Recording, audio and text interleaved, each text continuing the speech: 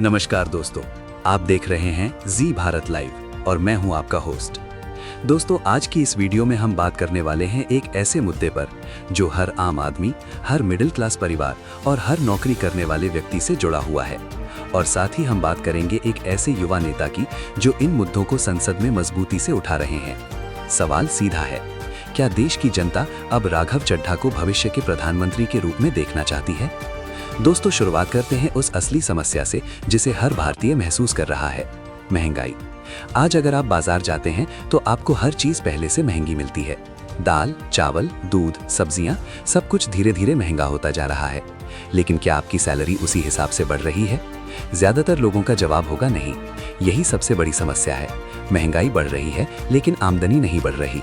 अब जरा सोचिए, एक मिडिल क्लास परिवार का बजट क्या होता है? बच्चों की पढ़ाई, घर का किराया, बिजली पानी का बिल, मेडिकल खर्च, रोजमर्रा का राशन, इन सब चीजों के खर्च हर साल बढ़ते जा रहे हैं। लेकिन सैलरी या तो धीरे बढ़ती है या कई लोगों की तो सालों तक बढ़ती ही नहीं। दोस्तों, इसी मुद्दे को संसद में उठाया गया। राघव चड्ढा ने साफ कहा कि आज का मिडिल क्लास एक सैंडविच बन चुका है। एक तरफ अमीर वर्ग है जो हर साल और अमीर होता जा रहा है, दूसरी तरफ गरीब वर्ग है जिसे सरकार की योजनाओं का फायदा मिलता है। लेकिन बीच में जो मिडिल क्लास है वो लगातार दबता जा रहा है। दोस्तों, जब बजट आता है तो आम आदमी क्या उम्मीद करता है?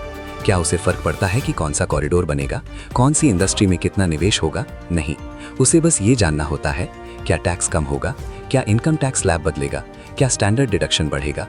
लेकिन जब ये सब नहीं होता तो सबसे ज्यादा निराश कौन होता है? Middle class. दोस्तों, आज एक और बड़ी बात सामने आई है। पहली बार ऐसा हुआ है कि देश में पर्सनल इनकम टैक्स का कलेक्शन कॉर्पोरेट टैक्स से ज्यादा हो गया है।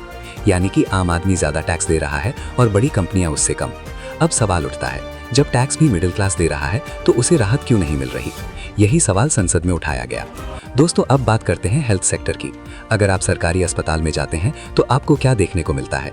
पुरानी बिल्डिंग, लंबी लाइनें, डॉक्टरों की कमी, मशीनों की कमी। और अगर आप प्राइवेट अस्पताल जाते हैं तो वहाँ इलाज इतना महंगा होता है कि कई लोगों को लोन लेना पड़ जाता है। कई रिपोर्ट्स कहती हैं कि भारत में हर साल हजारों लोग सिर्फ इलाज के खर्च की वजह से गरीबी रेखा के नीचे चले जाते हैं। अब जरा दुनिया के बाकी देशों को देखिए। अमेरिका, यूके, जर्मनी जैसे देश अपनी जीडीपी का बड़ा हिस्सा हेल्थ पर खर्च करते हैं। क्यों? क्योंकि वो जानते हैं अगर इंसान स्वस्थ रहेगा तभी देश आगे बढ़ेगा। दोस्तों, अब बात करते हैं एक और बड़े मुद्दे की, सैलरी और महंगाई का रिश्ता। आज भारत में ज्यादातर प्राइवेट सेक्टर में सैलरी बढ़ाना पूरी तरह कंपनी पर निर्भर है। कोई तय नियम नहीं है कि महंगाई बढ़े तो सैलरी भी बढ़े। लेकिन दुनिया के कई देशों में ऐसा नहीं है। वहाँ सैलरी को महंगाई से जोड़ा जाता है। यानी अगर महंगाई बढ़ती है तो लोगों की सैलरी भी अपने आप बढ़ जाती है। लेकिन भारत में 85% लोगों के पास ऐसा कोई सुरक्षा कवच नहीं है। दोस्तों, अब बात करते हैं सुझावों की। राघव चड्ढा ने कुछ बड़े सुझाव दिए। सैलरी को महंगाई से जोड़ना चाहिए, मिडिल क्लास को टैक्स में राहत देनी चाहिए, हेल्थ सिस्टम को मजबूत करना चाहिए और इन्वेस्टमेंट को बढ़ावा देना चाहिए। उन्होंने ये भी कहा कि अगर सरकार मिडिल क्लास को मजबूत करेगी तो देश की अर्थव्यवस्था खुद मजबूत हो जाएगी, क्योंकि मिडिल क्लास ही सबसे ज्यादा खर्च करता है और वही सबसे ज्यादा टैक्स देता है। अब दोस्तों, सबसे बड़ा सवाल, क्या सिर्फ ऐसे मुद्दे उठाने से कोई नेता प्रधानमंत्री बन सकता है? प्रधानमंत्री बनने के लिए क्या चाहिए? बड़ी पार्टी का समर्थन, पूरे देश में पहचान, मजबूत संगठन और जनता का भरोसा।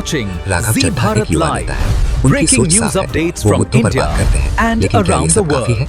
ये फैसला जनता को करना है। क्या देश को एक युवा, पढ़ा लिखा और मुद्दों पर बात करने वाला नेता चाहिए या फिर एक अनुभवी और बड़े संगठन वाला नेता? दोस्तों, राजनीति में सिर्फ भाषण नहीं चलता, ग्राउंड पर काम भी दिखना चाहिए। लेकिन ये भी सच है कि अगर कोई नेता मिडिल क्लास, महंगाई, हेल्थ और रोजगार जैसे मुद्दे उठाता है तो वो लोगों के दिल में जगह जरूर बनाता है। तो अब सवाल आपसे है, क्या आप राघव चड्ढा को भविष्य के प्रधानमंत्री के रूप में देखना चाहते हैं या अभी उन्हें और अनुभव की जरूरत है? अपनी राय कमेंट में जरूर बताएं। अगर वीडियो पसंद आए तो लाइक करें, चैनल को सब्सक्राइब करें और ऐसे ही बड़े मुद्दों पर सच्ची खबरों के लिए जुड़े रहें जी भारत लाइव के साथ।